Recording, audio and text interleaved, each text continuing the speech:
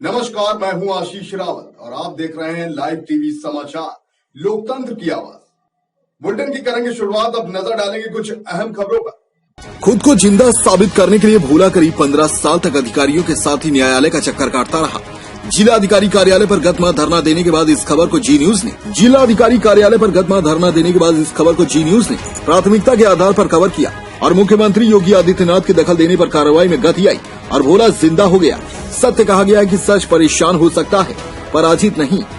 सदर तहसील क्षेत्र के अमोई गांव के पुश्तैनी जमीन को भोला के सगे भाई की नीयत बदल गई।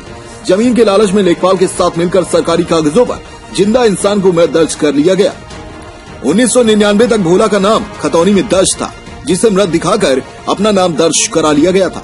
जिसकी जानकारी भोला को 2005 में हुई तो वह खुद को जिंदा साबित करने में लग गया। खुद को जिंदा साबित करने के लिए कानूनी लड़ाई लड़ रहा था। आखिर में भोला की जीत हुई और उनका नाम तहसीलदार के आदेश पर सरकारी दस्तावेजों पर दर्ज किया गया। उत्तर प्रदेश के मिर्जापुर में सदर तहसील क्षेत्र के अमोई गांव का निवासी भोला ने 2005 में अपने भाई राजनारायण पर लेखपाल और कानूनगो की मदद से जमीन के कागज पर उन्हें मृतक दर्ज कराए जाने का आरोप लगाया था। 2016 में इन तीनों लोगों को आरोपी बनाकर मुकदमा भी दर्ज कराया गया था। इसके साथ ही वह अधिकारियों की चौखट पर भी गुहार लगाता रहा। इसी दौरान मामले की गंभीरता को देखते हुए जी न्यूज ने खबर कवरेज की थी। खबर चलने के बाद अब मुर्दा भोला जिंदा होने का श्रेय जी न्यूज को देने के बाद खुश है। इसके लिए जी न्यूज का आभार जताया। हम 15 साल से मतलब संघर्ष कर रहे हैं और इसके बाद मतलब मर चुका रहे, लेकिन आज आप लोगों की बात समझी गए। तो इस दौरान क्या क्या आपको देखना पड़ा, क्या दिक्कतें हुई? बहुत मुसीबत झेले पड़ा। किसी तरीके से मान ला अपन जिंदगी बितावा।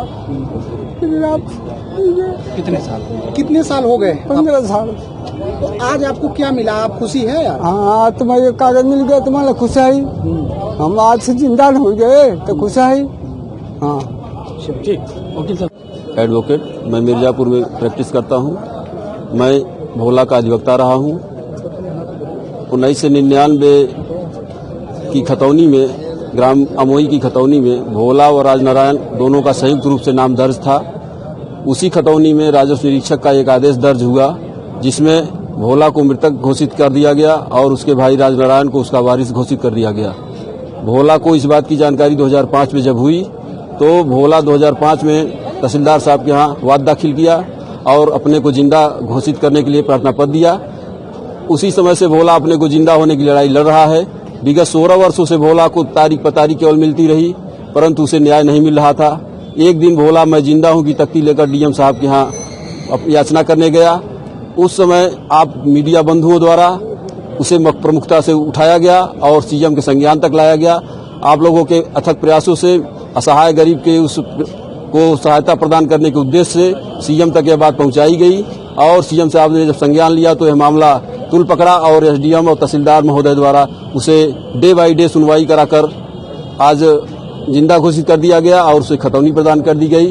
भोला आज अत्यंत खुश है कि उसे जो है न्याय मिला है और इसमें सभी मीडिया वालों का, आप लोगों का बहुत बड़ा सहयोग रहा है। आप सभी मीडिया वालों को मैं भोला की तरफ से बहुत बहुत धन्यवाद देता हूँ। जो कि खतौनी में मृत थे, अब क्या स्थिति है इनकी? जी, एक मुकदमा हमारे तहसीलदार न्यायिक के कोर्ट में चल रहा था, जिसमें राजनारायण बनाम भोला के नाम से मुकदमा दर्ज था।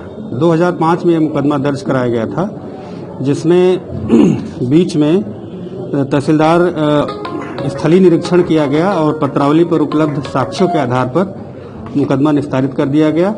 वर्तमान में भोला उर्फ श्याम नारायण का नाम राजनारायण के साथ जो है पुनः खतौनी में दर्ज करा दिया आज गया। आपने इनको खतौनी दिया है? जी, आज इनको खतौनी भी, ये आदेश है दिनांक 5/2/2021 का और आज इनको खतौनी भी उपलब्ध करा दिया। जिंदा माने जाएंगे ये अब खतौनी में जो अब तक नहीं था, मृत थे? जी, ये मुकदमे में पहले से एक बार इनको जीवित किया जा चुका था, लेकिन फिर से जो मुकदमा चूंकि गुण दोष के आधार पर होता है, तो अब गुण दोष के आधार पर पुनः पत्रावली का निस्तारण कर दिया गया है। कितने वर्ष सर इसको कितना वर्ष बाद इनको जिंदा किया गया? 20/5/2005 को पहली बार मुकदमा संस्थित हुआ था, तो लगभग 15 वर्ष बीत चुके हैं।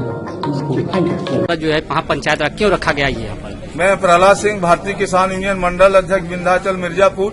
यहाँ किसान जो है मंडी परिसर अरोरा में 2 दिन पहले ज्ञापन दिया था प्रशासन को और यहाँ रखा हुआ है कि धान खरीद जो किसानों का चल रहा है उसमें अनियमितता की जा रही है। महीनों से किसान जो है यहाँ चक्कर काट रहा है, क्रय केंद्रों का नमी बताकर, बोरे की कमी बताकर इसको वापस कर दिया जा रहा है। और जो है करीब 45 दिनों से ऊपर हो गया जो धान किसान बेचा हुआ है, चाहे अरौरा का पीसीएफ हो, चाहे खाद्य विभाग हो, चाहे अदलाहाट हो, चाहे घाटमपुर हो, सोनपुर हो, कहीं का भी हो, खुलना हो, इसमें किसानों का जो है भुगतान नहीं हो पा रहा है। यहाँ स्थिति बहुत ही खराब है। किसान धान बेचकर भी लाचार है। बहुत से किसानों का धान भी नहीं चढ़ाया गया है। पिछले वर्ष के भी किसानों का जो धान खरीदा गया है वो भी भुगतान नहीं हो पा रहा है। यहाँ का डिप्टी आरएमओ भी गायब है, डीएस भी गायब है। ये लोग धान नहीं खरीदवा रहे हैं। बोरा तो यहाँ पीसीएफ के केंद्र पर महीनों से बोरा समाप्त है, किसान का धान नहीं खरीदा जा रहा है। हमें मांग करते हैं इस धरना प्रदर्शन के माध्यम से यहाँ पर डीएस और एसडीएम साहब लेकर आवे अब डिप्टी आरएमओ को। यहाँ जो जिन किसानों ने पंजीकृत करा के यहाँ पर अपना प्रारूप जमा किया हुआ उनका धान खरीदें। 58 क्रय केंद्र जो बंद कर दिए गए हैं उन किसानों का भी धान वरीयता के आधार पर खाद्य विभाग और पीसीएफ के केंद्रों पर खरीदवाया जाए, नहीं तो किसान यहाँ पर धरना प्रदर्शन और तेज करेगा, हर केंद्रों पर करने के लिए बाध्य हो जाएगा। इसलिए यहाँ से हम संदेश पूरे जिले को देना चाहते हैं। फिलहाल आज के बुलेटिन में सिर्फ इतना ही। मुझे दीजिए इजाजत।